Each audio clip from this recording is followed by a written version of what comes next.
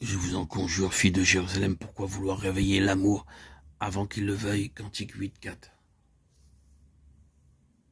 Dès que l'âme, dans sa misère, a réclamé l'endroit de son repos, elle s'est sentie comme portée, ainsi qu'un bébé dans les bras éternels, comme la mère qui entend le moindre gémissement de son enfant.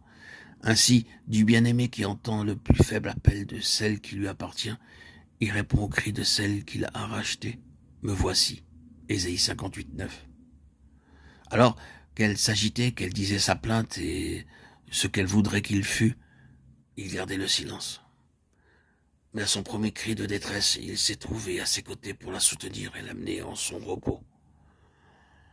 Lorsque l'âme livrée à conscience du moindre nuage entre elle et le Seigneur, qu'elle se réfugie dans le cœur du Père, qu'elle se confie en l'aspersion du sang répandu sur le propitiatoire à l'intérieur du voile.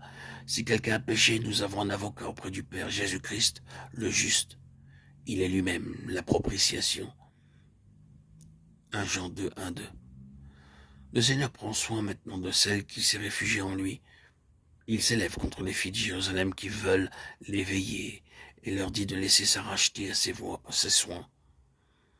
À chaque nouveau degré de développement spirituel de la Soulamite, il est nécessaire qu'il rappelle à l'ordre les filles de Jérusalem. De même, les fils des prophètes viennent à la rencontre d'Élisée chaque fois qu'il se prépare à faire une nouvelle étape à la suite du prophète Élie. À la fin, il se contente de se tenir à distance pour voir ce que sera l'issue de cette marche persévérante et ce qu'il en adviendra. Il semble qu'il y ait quelque chose d'analogue dans la conduite des filles de Jérusalem. Peut-être ont-elles eu quelque part dans la dernière expérience faite par la Soulamite, et elles s'attirent cet ordre du Seigneur de la laisser en repos.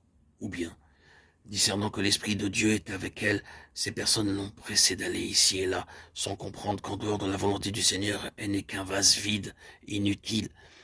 Si elle les écoutait, elle aurait vite fait de dépasser la mesure de grâce qui lui est départie. Le besoin peut être très grand, l'appel pressant, mais de quelle utilité pourrait-elle être si ce n'est pas lui qui l'envoie? Les personnes qui veulent lancer dans l'action ce que Dieu possède sont une cause de danger à tous les degrés de l'expérience chrétienne. Elles ne restent pas volontiers en spectatrices à l'écart, et le bien-aimé leur demande pourquoi elles veulent réveiller celles qui se reposent en lui.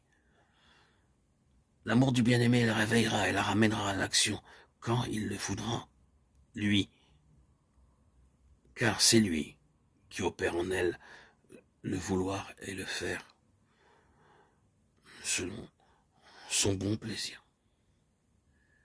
Philippiens 2,13.